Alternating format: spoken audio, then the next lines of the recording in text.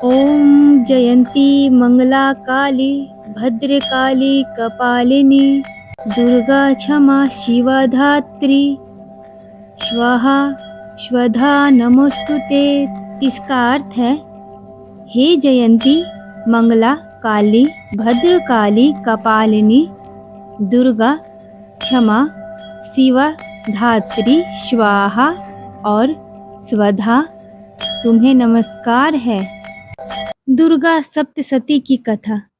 दुर्गा सप्तशती मार्कंडेय पुराण का एक महत्वपूर्ण हिस्सा है, जिसमें देवी के दिव्य स्वरूप और उनके महात्म्य का वर्णन है।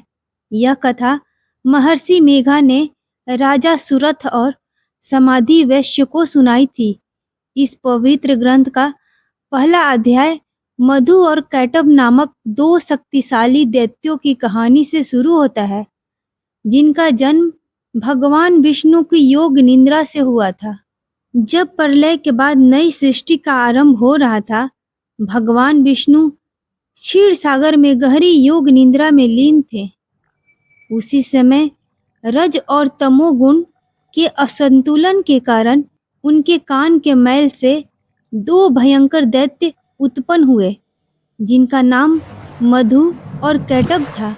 ये दोनों जल में खेलते कूदते हुए इतना शोर मचाने लगे कि ब्रह्मा जी, जो सृष्टि की रचना कर रहे थे, उनके कार्य में बाधा आने लगी।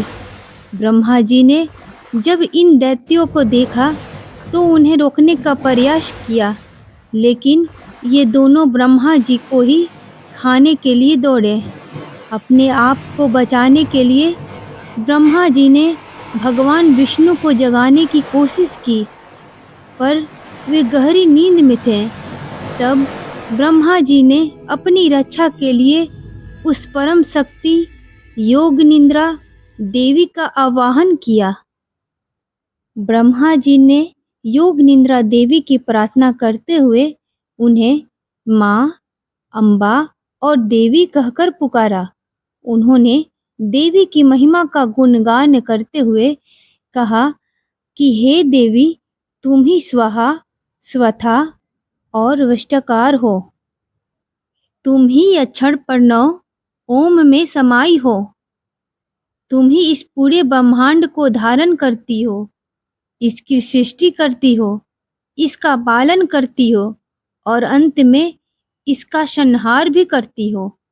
ब्रह्मा जी की स्तुति सुनकर देवी योग निद्रा प्रकट हुई और भगवान विष्णु को नींद से जगाया। देवी की इच्छा से विष्णु जी की नींद खुल गई और उन्होंने तुरंत उन दोनों दैत्यों से युद्ध शुरू कर दिया। यह युद्ध पूरे 5000 वर्षों तक चलता रहा, लेकिन न तो मधु और कैटभ थके और न ही हारे। लंबे युद्ध के बाद भगवान विष्णु ने थक कर सोचा कि इन दैत्यों की शक्ति का रहस्य क्या है। उन्होंने फिर से माँ शक्ति का ध्यान किया। देवी चतुर्भुज स्वरूप में प्रकट हुई और भगवान विष्णु को बताया कि मधु और कैटभ ने अपनी तपस्या से इच्छा मृत्यु का वरदान प्राप्त किया है। देवी ने उन्हें यह भी समझाया कि इन दोनों के अभिमान का उपयोग करके ही इन्हें हराया जा सकता है। देवी की सलाह मानकर भगवान विष्णु ने कूटनीति का सहारा लिया।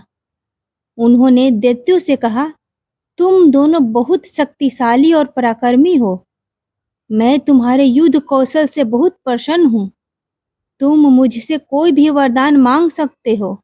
अभिमान से भरे मधु और कैटभ ने हंसते हुए कहा, तुम जो अभी तक हमसे जीत नहीं पाए, तुम हमें क्या वरदान दोगे? चाहो तो तुम ही हमसे कोई वर मांग लो। जब उन्होंने बार बार वर मांगने को कहा, तो भगवान विष्णु ने कहा, यदि तुम मुझे कुछ देना ही चाहते हो, तो यह वर दो कि तुम दोनों मेरे हाथों से मारे जाओ। यह सुनकर दैत्य फंस गए, लेकिन अपनी बात से मुकर नहीं सकते थे। उन्होंने एक शर्त रखी, ठीक है, हम तुम्हारे हाथों से मारे जाने को तैयार हैं, लेकिन हमें उस जगह मारो जहाँ कोई जल न हो। यह सुनकर भगवान विष्णु ने अपने शरीर का विस्तार किया और दोनों दैत्यों को अपनी जांघों पर रखकर उनके शीश काट दिए। मधु और कैटभ के मृत शरीर की मेदा यानी चर्बी से ही पृथ्वी की सतह का निर्माण हुआ। इसलिए इस पृथ्वी को मेदिनी भी कहते हैं। इस प्रकार देवी की कृपा से सृष्टि की पहली 2 आसुरी शक्तियों का अंत हुआ। मधु को मारने के कारण ही भगवान विष्णु का एक नाम मधुसूदन पड़ा। यह कथा हमें यह भी सिखाती है कि मधुर चाटुकारिता, मधु और दूसरों की निंदा, कैटभ, ये 2 ऐसे दैत्य हैं जो हमारे कानों में ही पैदा होते हैं और हमारी रचनात्मक शक्ति को नष्ट कर देते हैं। इनसे बचने के लिए हमें हमेशा जागरूक रहना चाहिए। दोस्तों, अगर आपको यह वीडियो पसंद आया हो तो इसे लाइक करें, अपने दोस्तों, परिवार के साथ शेयर करें और ऐसे ही रोचक कहानियों के लिए हमारे चैनल को सब्सक्राइब करना ना भूलें। अगली बार आप किस कथा के बारे में जानना चाहेंगे, हमें कमेंट करके ज़रूर बताएं। मिलते हैं अगले वीडियो में। धन्यवाद।